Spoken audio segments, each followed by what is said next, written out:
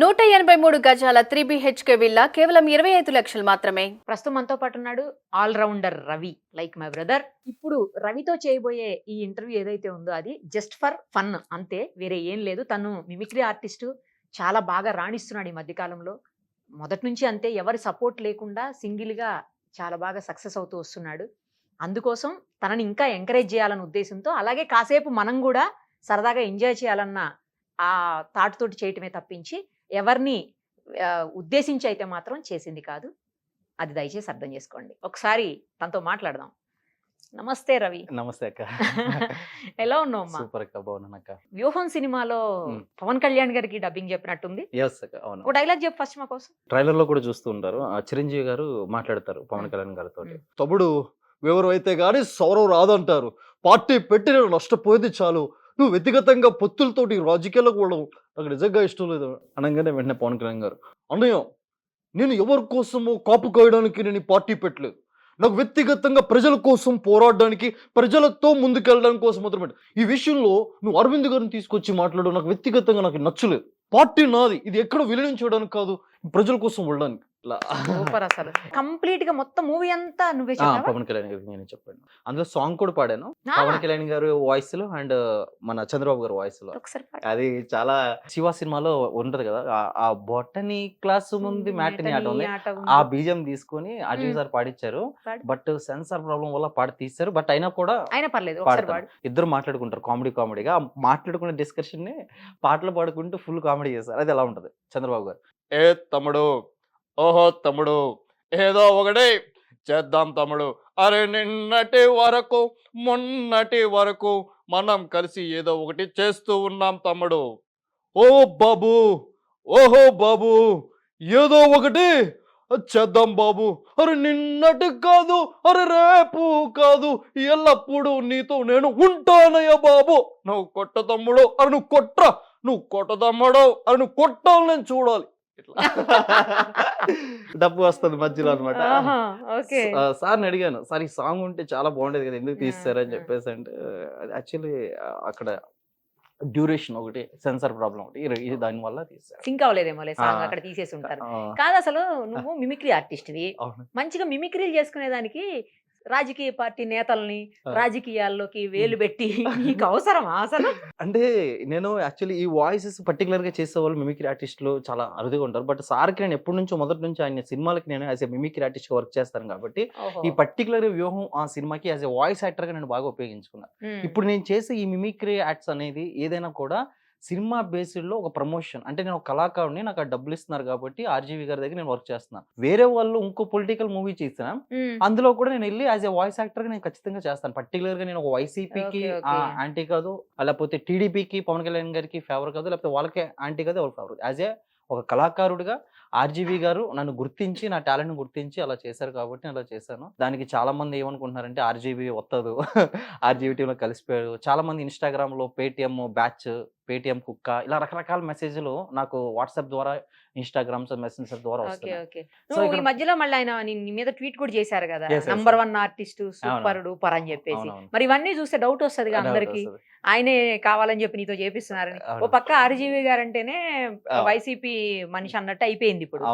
మరి ఇప్పుడు నువ్వు కూడా ఆయనతో పాటు ఉంటే నిన్ను కూడా అంటారు కదా, తప్పేముంది అనడంలో?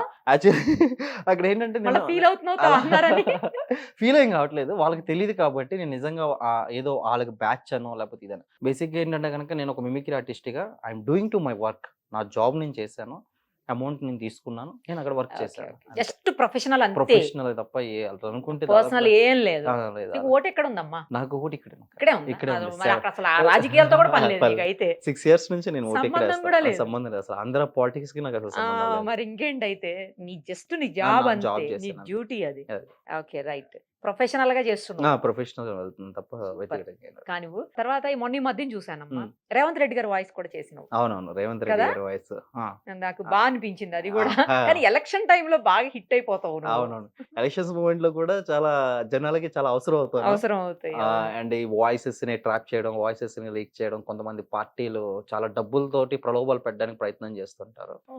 ఇవి కూడా ఉంటాయా? ఇవి కూడా ఉంటాయి. చాలా మంది తెలియదు ఏంటంటే మన యూట్యూబ్ లో ఒక పొలిటీషియన్ ఆడియో లీక్ అయింది అంటారు. అవును అంటారు. సో వాళ్ళిద్దరు మాట్లాడుకున్నది లీక్ అయింది కానీ అది నిజం వాయిస్లు కావని మనందరికి తెలుసు. తెలుసు. కానీ అలా చేయడానికి వాళ్ళకి కావాల్సినటువంటి పర్టిక్యులర్ పర్సన్ మిమిక్రీ ఆర్టిస్ట్‌లే. అట్లా మా చేత ఏం చేపిస్తారంటే గనక పలానా పర్సను, పలానా వ్యక్తి కోసం ఇలా డబ్బులు పంచడానికనో, అతను నెగెటివ్ పోర్ట్రేట్ చేయడం కోసం చాలా ప్రయత్నం ఓకే చేస్తుంటారు. ఓకే. పర్టిక్యులర్ ఓ పార్టీ అని కాదు, అన్ని రకాల పార్టీ. ఆ టైంలో ఎలక్షన్స్ ఎలక్షన్ టైంలో ఇలాంటి బాగుంటాయి. చాలా లక్షల్లో ఆఫర్ వస్తాయి. బట్ మేము రిజెక్ట్ చేస్తాం. 15 lakhs 10 lakhs ఆ. చాలా దూరంగా వస్తాయి అన్నమాట. బట్ మేము ఏం చేస్తామంటే గనక దాన్ని వినేసి హ్యాపీగా స్కిప్ చేసుకున్నాం. ఇన్ కేస్ కనుక అది బయట పడింది పలానా ఆర్టిస్ట్ చేస్తారని చెప్పేసి అంటే కెరియర్ పోతుందని చెప్పేసి దాన్ని చువ్వలు లెక్క పెట్టడమే ఇంకా పూసలు లెక్క పెట్టడం అవుతుంది అప్పుడు. సో ఒకసారి ఏది రేవంత్ రెడ్డి గారి వాయిస్. రేవంత్ రెడ్డి గారు బహిరంగ సభల మీద ఓకే. కేసీఆర్ గారిని విమర్శిస్తూ ఆయన మాట్లాడే విధానం ఎలా ఉంటుంది? ఇవాళ అయ్యా కొడుకులకి నేను ఒకటే చెప్తున్నా, తెలంగాణ రాష్ట్రంలో రోడ్లు చూస్తే కేసీఆర్ ముక్కు లెక్క ఉన్నాయి ఈరోజు రోడ్లు. తెలంగాణలో అయ్యా కొడుకులు జాగిరి కాదు. ఈరోజు కాంగ్రెస్ పార్టీ నుంచి ఒకటే చెప్తున్నా, మేము సీఎం అయిన తర్వాత రోడ్లు బాగు చేస్తాం, మహిళలకి ఉచితంగా బస్సులు ఇస్తాం. ఈరోజు కాంగ్రెస్ పార్టీ ఏది చెప్పిందో ఆ నిర్ణయం మీద మేము బేస్ అయి ముందుకెళ్తాం తప్ప మా నిర్ణయాలు ఏమాత్రం మారదు. మొన్నటి నుంచి ఒక లెక్క, ఇప్పుడు ఒక లెక్క, అదే మాదిరిగా మేము ముందుకు పోతామని ఈ రోజు ప్రజలకు తెలియజేస్తున్నా. సూపర్ అసలు. ఆ. తర్వాత ఇంకోటి ఏదో చూసానమ్మా మొన్న మధ్యన నీది వీడియో. నాన్వేషణ ఆ. అతనిది. ఒకసారి అది చెయ్యి.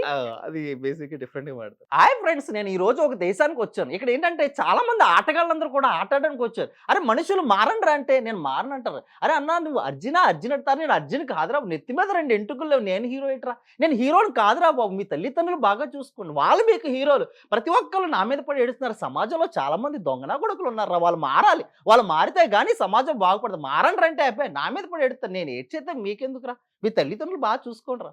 ఈ రకంగా ఇలాగ నాన్వేషణ వాయిస్ ని ఇట్లా డిఫరెంట్ గా కొన్ని కొత్త కొత్త వాయిసెస్ తోటి మనం ప్రెజెంటేషన్. నువ్వు రెగ్యులర్ గా చేసే వాయిస్ల్లో విహెచ్ గారిది ఒకటి, తర్వాత కేఏ పాల్ గారిది ఒకటి, అవునవును, శర్మిల గారి, ఇవన్నీ బాలే ఉంటాయి అసలు. చాలా యూనిక్ గా ఆ. ఉంటాయి. చాలా మంది ఎక్కువగా ఇవి అడుగుతా ఉంటారు అవే బయటికి అడుగుతారు. వెళ్ళినప్పుడు. మరి అవే బాగుంటాయి కాబట్టి అవే ఆ. అడుగుతారు. ఆ. ఈ మధ్య కాలంలో ఎవరైనా కొత్తగా ఇమిటేట్ చేసావా? ఈ మధ్య నాన్వేష నాన్వేషన్ ఒకటి ఇలాగా రేవంత్ రెడ్డి గారిది, అండ్ కొత్తగా ఇప్పుడు మన రాకేష్ మాస్టర్ గారు వాయిస్ ని బేసిక్ మనం ఏంటంటే మర్చిపోయి నువ్వు డబ్బింగ్ ఏదో చెప్పావని అవునవును, విన్నాను. రాకేష్ అవును. మాస్టర్ గారు రాకేష్ ఏ మాస్టర్ మూవీకి చెప్పినావు? చమ్మక్ చంద్ర గారు, అప్పారావు గారు ఒక పెద్ద మూవీ అన్నమాట. ఆ. ఆ మూవీలో జైల్లో ఒక కాంబినేషన్ ఉంటుంది. ఓకే అందులో రాకేష్ మాస్టర్ గారు యాక్ట్ చేశారనమాట. ఒక ఇతను డాన్స్ చూసి కొంతమంది చచ్చిపోతారు, కామెడీ పాత్ర అనమాట. తాగి డాన్స్ చేస్తే వాళ్ళు చచ్చిపోతారని జైల్లో పెడతారు రాకేష్ మాస్టర్. ఆ కామెడీ పాత్రనైనా చాలా బాగా చేశారు. చేయి తమ్ముడు ఒకసారి. అప్పుడు జైలు దగ్గరికి వెళ్ళిన తర్వాత ఎస్ఎల్ తోటి సిఎల్ తోటి మాట్లాడితే రాకేష్ మాస్టర్ ఫుల్ గా డ్రింక్ చేసి మై హౌస్ మ్యాన్సన్ హౌస్, అరే జఫ్ఫాలారా మారండ్రా, అరే మీ తల్లిదండ్రులు బాగా చూసుకుని, నా డాన్స్ వల్ల అమ్మ వీళ్ళ చచ్చిపోలేదమ్మా, నేను డాన్స్ వేయడం వల్ల కాదు, నేను ఎంతో డాన్స్ వేసి జనాలు బతికిస్తానంటే, అరే నా మాట అనుకుంటా నన్ను తీసుకొచ్చి జైలు, అరే జఫా మారండ్రా రే. ఇట్లాగా ఆయనలో ఉన్నటువంటి ఒక హస్కీ వాయిస్ ని తీసుకొని ఆ మూవీకి మొత్తాన్ని నువ్వే చెప్పావా? మరి జస్ట్ ఆయన ఒక తర్వాత- సీన్ ఆ తర్వాత ఆయన లేకపోయిన ఆయన తర్వాత చెప్పావా? చనిపోయిన తర్వాత అదే, అదే. ఆయన ఈ సినిమా యాక్ట్ చేసిన ఆ కొద్ది రోజులకి అది కరెక్ట్ గా పోస్ట్ ప్రొడక్షన్ కి వచ్చింది. సో ఇంకా రిలీజ్ మూమెంట్ లో డబ్బింగ్ చెప్పాలి. ఇంకా వేరే వాళ్ళ వాయిస్ సెట్ అవుతుంది, ఎందుకంటే ఆయన ఖచ్చితంగా డ్రింక్ చేసి ఉన్నారు ఆ క్యారెక్టర్ లో. ఆ క్యారెక్టర్ అదే, డ్రింక్ అదే. చేసే క్యారెక్టర్ అట్లా చేయాలని చెప్పేసి ఆయన ఫుల్ గా తాగి ఉన్నప్పుడు ఎట్లా ఉంటుంది అనేది పూర్తిగా కాకపోయినా కొంతవరకు మ్యాచ్ చేయగలిగాను అనమాట. సో అది చెప్పిన తర్వాత ఆ సినిమా చూసిన తర్వాత మస్తు బాధ అనిపించింది. అరే నిజంగా ఈయన ఉంటే ఈ క్యారెక్టర్ మంచి పేరు వచ్చేది, మంచి పెద్ద మూవీ అది. కొన్ని వాయిస్లు నువ్వు బాగా, నేను ఇందులో టాప్ అనుకున్న వాయిస్లు ఒక 10 వాయిస్లు చేయి స్పీడ్ గా నా కోసం. ఎక్కడికి వెళ్ళినా అడిగేది కొన్ని పర్టికులర్ కొన్ని వాయిసెస్ అడుగుతారు. ఆ 10 మీకోసం చేసి చూపిస్తాను. ముందుగా డివోషనల్ మిమిక్రీ ఇప్పుడు బాగా అడుగుతారు ఎక్కడికి వెళ్ళినా. అవునా? స్టార్టింగ్ లో చాగంటి గారిది, గరికపాటి గారిది, చిరంజీవి స్వామి గారిది, బ్రదర్ షఫీ గారిది. కామెడీగా కావాలంటే కొంత మన కేఏ పాల్ గారిది, మిక్సే, అన్ని మిక్సే, అన్ని మిక్స్ చేసి. 10 వాయిసెస్ కాకుండా పర్టికులర్ గా ఒక మనకి చేసినటువంటి ఈ వాయిసెస్ నాన్ స్టాప్ గా మనం చేసుకుంటూ నాకు వచ్చినటువంటి వాయిసెస్ అయితే ఎన్నైతే ఉన్నాయో అవన్నీ మొత్తం వితిన్ సెకండ్స్ సరే, లో చెయ్యి, చేస్తూ వెళ్తాను. ఇవన్నీ ఇప్పుడు కొత్తగా చేసిన వాయిసెస్ లో చెయ్యి, ఇన్ని కొన్ని ఉన్నాయి. అందులో ఎలా ఉంటుంది? ముందుగా అందరికీ నూతన సంవత్సరం సుమన్ టీవీ ప్రేక్షకులందరూ కూడా, మన వాళ్ళందరూ ఎవరైతే ఉన్నారో డివోషనల్స్ చేసేవంటి మన ఆధ్యాత్మికవేత్తలు కావచ్చు, మోటివేటర్స్ కావచ్చు, పొలిటీషియన్స్ కావచ్చు, హీరోస్ కావచ్చు, ఒక్కొక్కరు వచ్చి నూతన సంవత్సర శుభాకాంక్షలు చెప్తే ఎలా ఉంటుంది? చెప్పు. అందరి బాగుంది, మంచి అందరి- concept, చెప్పు. ఏమండి సుమన్ టీవీ ప్రేక్షకులందరూ కూడా నూతన సంవత్సర శుభాకాంక్షలు తెలియజేస్తూ ధర్మాన్ని మనం కాపాడితే ధర్మం మనల్ని కాపాడుతుంది. నేను ఏమంటానంటే అందరూ బాగుండాలంటే ఈ సంవత్సరం ధర్మాన్ని కాపాడు. ఏమండి అందరికీ నమస్కారం అండి మీకు గరిగివాడి. ఏమండి ఈరోజు చూస్తున్నాం అమ్మ కొత్త సంవత్సరం వచ్చిందంటే గనక అర్ధరాత్రి ఆడపిల్లలు ఏమంటే 12 గంటలకు రోడ్ల మీద తాగుతూ తిరుగుతున్నారు. అమ్మ అది కాదు కొత్త సంవత్సరం అంటే తల్లిదండ్రులకి నమస్కారం చేసుకోవాలి, పూజలు చేయాలి. ఎవరైనా అందమైన ఆడపిల్ల జడేసుకుంటుందేమో ఆ రోజు పద్యం పాడదామని చూస్తే అన్ని కొత్తిమీర కట్టలో కరివేపాకు కట్టలే. ఏమండి బట్టలు వేసుకోవడం మానేశారు, జల్లు వేసుకోవడం మానేశారు. సాంప్రదాయాలు భ్రష్టు పట్టిస్తున్నారమ్మా. విమర్శ కాదు సాంప్రదాయాలని కాపాడే. జై శ్రీమన్నారాయణ. సర్వే జన సుఖినో భవంతు. సర్వజనులు సంతోషంగా ఉండాలంటే ఈ సంవత్సరం అందరూ కూడా భగవంతుని ఆశీస్సులతో బతకాలి. అయిపోయా. జై శ్రీమన్నారాయణ.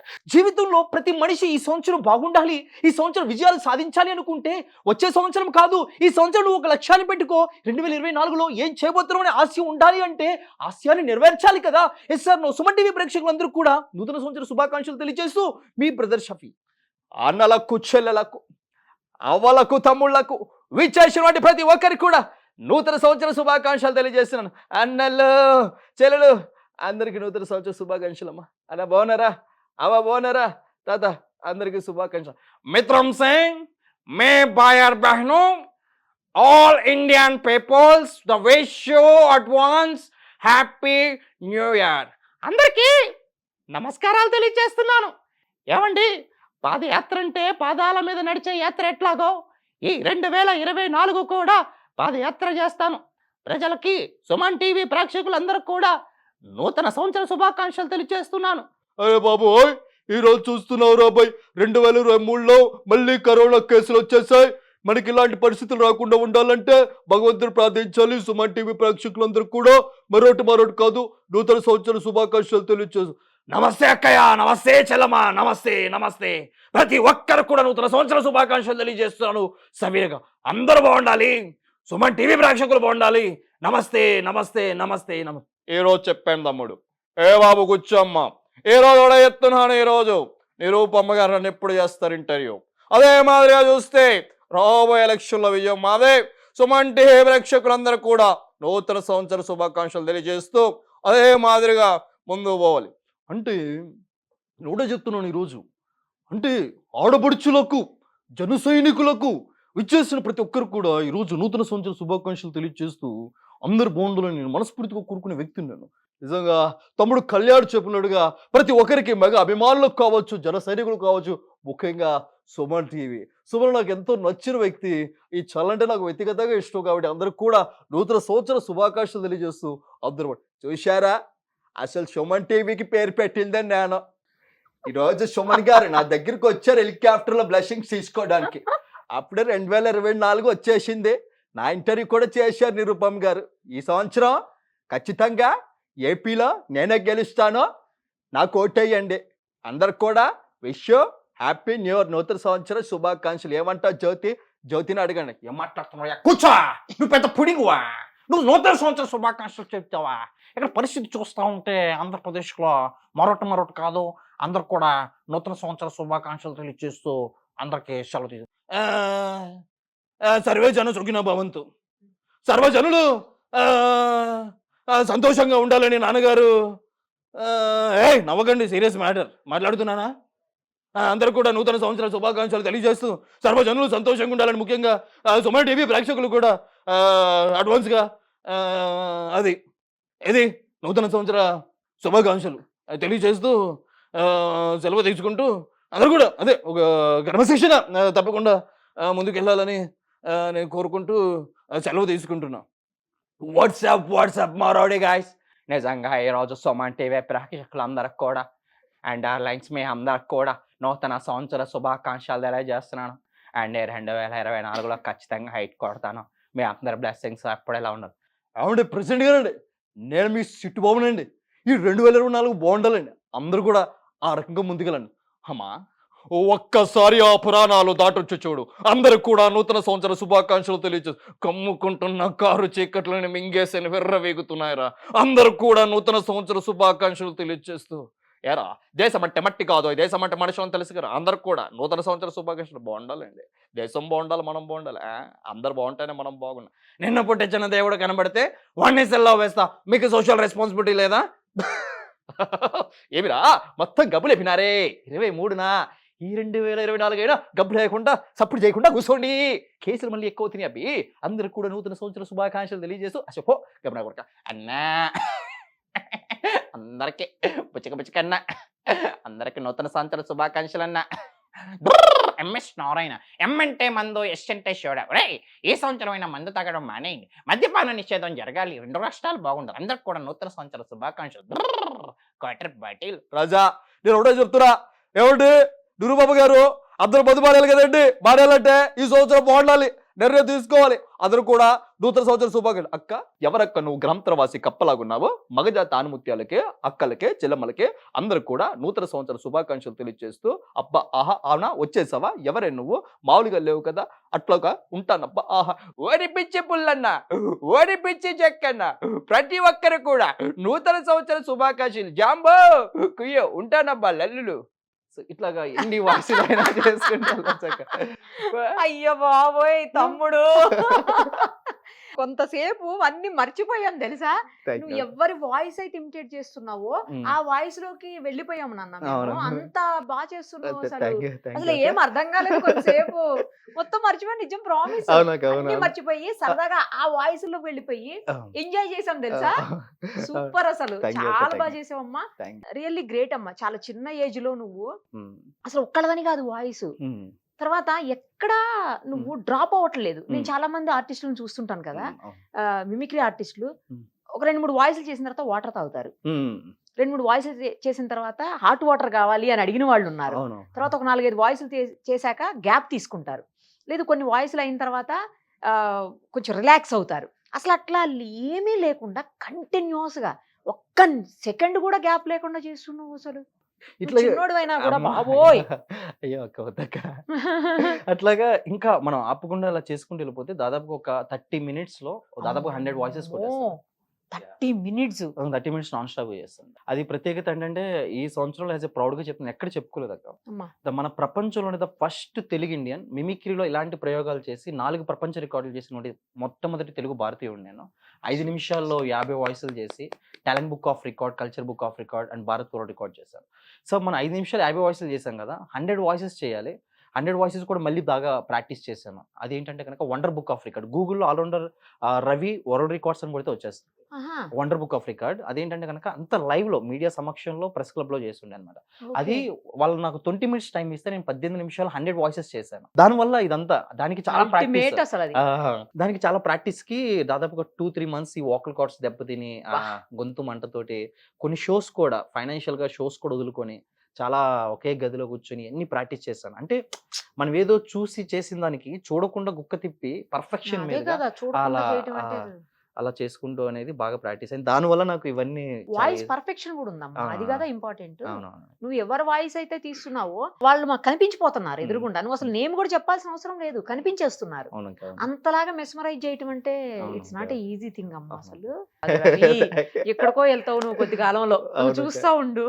ఇప్పుడు జస్ట్ రికార్డ్స్ ఏ ఉన్నాయి, నీ రికార్డ్స్ నువ్వే బ్రేక్ చేస్తావేమో తర్వాత అని డౌట్ వస్తుంది నాకు. అదే నాకు అడగ ప్లానింగ్ కూడా ఉంది ఫ్యూచర్ లో. అంటే ఫైనాన్షియల్ గా అమౌంట్ లేక అవ్వకుండా కానీ గిన్నీస్ బుక్ ఆఫ్ రికార్డ్ చేయాలనేది నాకు ఒక గోల్ గా పెట్టుకున్నాను. దానికి ఏంటి 5 lakhs వాళ్ళకి ఫస్ట్ డిపాజిట్ చేయాలి.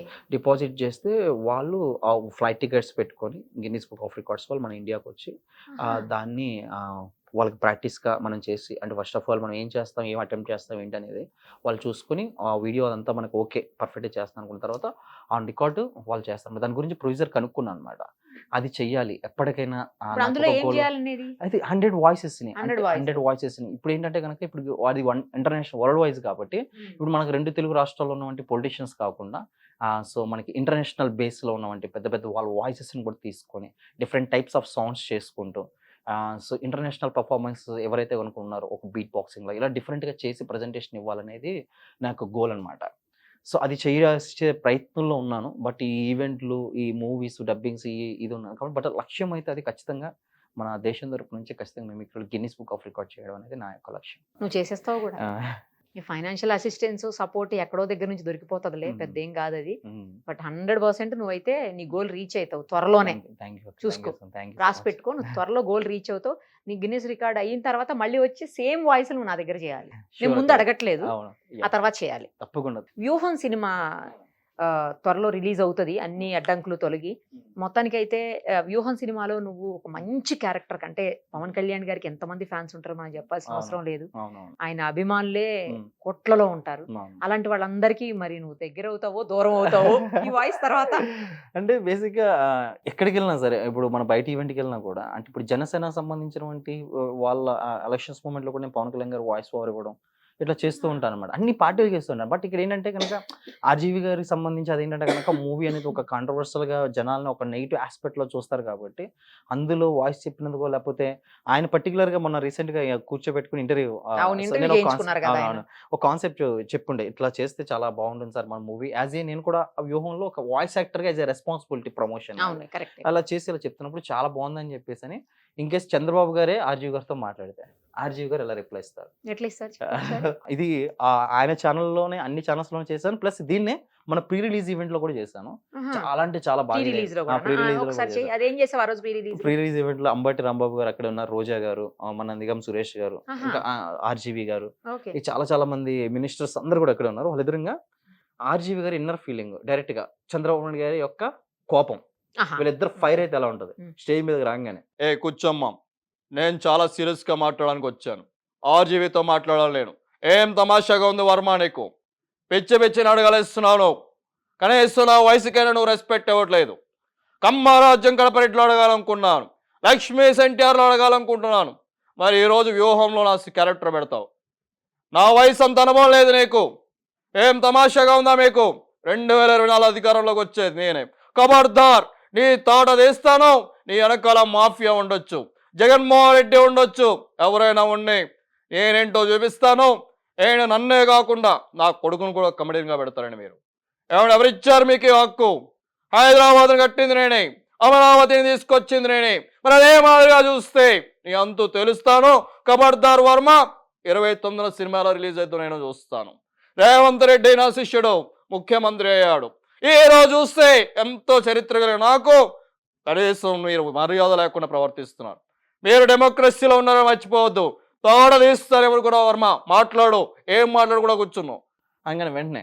సో ఇప్పుడు నా పాయింట్ ఏంటంటే చంద్రబాబు గారు, ఇప్పుడు మీరు నా వెనకాల ఎవరో ఉన్నారు, మాఫియా ఉన్నారు, జగన్ ఉన్నారు అంటున్నారు. అసలు నా వెనకాల ఉంది మీరే. అసలు నాకు వ్యక్తిగతంగా మీరంటే ఇష్టం కాబట్టి సినిమాని ఎలా రిలీజ్ చేస్తానో చూస్తా అంటారు. మీకు ముందు సినిమా నేనే మీకు వేసి చూపిస్తాను. ఇన్ని చెప్తున్నా మీరు. నా స్ట్రైట్ క్వశ్చన్ ఏంటంటే, మీరు హైటెక్ సిటీ కట్టారంటున్నారు, లేకపోతే మీ శిష్యులు ముఖ్యమంత్రి అన్నారు, అదన్నారు, ఇదన్నారు.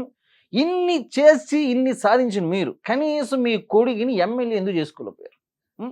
పొత్తు లేకుండా పవన్ కళ్యాణ్తో గెలవలేని మీరు ఈ రోజు నా గురించి మాట్లాడితే ఐ డోంట్ కేర్, నా ఇష్టం వచ్చిన నేను తీస్తాను, మీరు ఏం చేసుకుంటారో చేసుకున్నాం, సినిమా మాత్రం మీకు ఖచ్చితంగా ముందే చూపిస్తాను అని చెప్పేసి ఇదే చేశాను.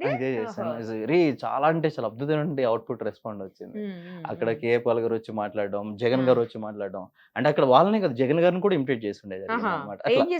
జగన్ గారు వచ్చి వేదిక పైకి వచ్చి వ్యూహం సినిమా గురించి ప్రమోషన్ బేస్ లో మాట్లాడకుండా విచ్చేసినటువంటి అభిమానులందరికీ శుభాకాంక్షలు తెలియజేసి ధన్యవాదాలు తెలియజేస్తే ఎలా ఉంటుంది అనేది చేశాను.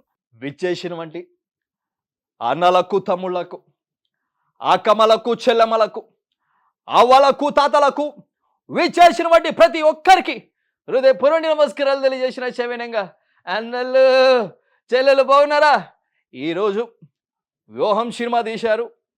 ఇక్కడ కుట్రలకి ఆలోచనలకు మధ్య జరిగినటువంటి ఈ సినిమా వ్యక్తిగతంగా ఒక రామ్ గోపాల్ వర్మ గారు చూపిస్తున్నారు. దీనికి నాకు ఎటువంటి సంబంధం లేదు. ఆయన అభిమానంతో ఈ సినిమా తీస్తున్నప్పుడు ఇది కూడా నా కుట్ర అంటున్నటువంటి పరిస్థితి చూస్తూ ఉన్నాం ఈరోజు.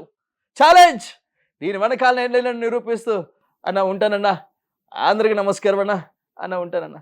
ఈ రకంగా జగన్మోహన్ రెడ్డి గారు అక్కడికి వచ్చి కేఏపాల్ గారు ఏం మాట్లాడారు? అసలు అదైతే ఫుల్ కాబట్టి పట్ట చెక్కలేదంటే నవ్వుకున్నారు. అసలుకి ఆ విజువల్స్ చూస్తే అంబటి రాంబాబు గారు కూర్చుని వాళ్ళు పడిపోతున్నారు పక్కన. ఆర్జీవి గారు అయితే ఇంకా అసలు అంత గట్టిగా చేశారు. అది వీడియో చూస్తే మనకు అదవుతుంది. ఆయన రావడంతో ఆర్జీవి గారి మీద కోప్పడుతూ పరిగెత్తుకుంటూ వస్తారు. ఊహుహుహు! చూశారా 191 దేశాలు తిరిగాను, 70 మంది ప్రెసిడెంట్లు బ్లెస్ చేశాను. నేను ముంబైలో ఉన్నప్పుడు వర్మ నా దగ్గరికి వచ్చి బ్లెస్సింగ్స్ తీసుకున్నావా లేదా? అమితాబ్ బచ్చన్కి ప్రార్థన చేస్తేనే బతికాడు. ఆ విషయం తెలుసు కానీ నీకు.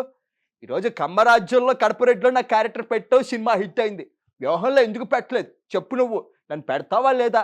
నెక్స్ట్ నా బయోగ్రఫీ తీయాలి, నేను సీఎం అవ్వాలి. నాకు సమాధానం చెప్పు. ఎందుకు నన్ను ఈ సినిమాలో కమెడియన్గా చూపించలేదు? భయమేసిందా? జ్యోతి చెప్పింది కదా పెట్టమని చెప్పని. జ్యోతి చెప్పావా లేదా? జ్యోతి కూడా చెప్పింది, ఎందుకు పెట్టలేదు చెప్పు. ఆయన వెంటనే వర్మ గారు పాల్ గారు, ఇప్పుడు నా పాయింట్ ఏంటంటే, నేను మిమ్మల్ని ఈ సినిమాలో ఎందుకు కమెడియన్గా పెట్టలేదంటే, ఆల్రెడీ లోకేషన్ ఒక పాత్ర మీకన్నా ఎక్కువ కామెడీ చేశాడు కాబట్టి ఈ సినిమాలో మీరు కమెడియన్గా నాకు అవసరం లేదు.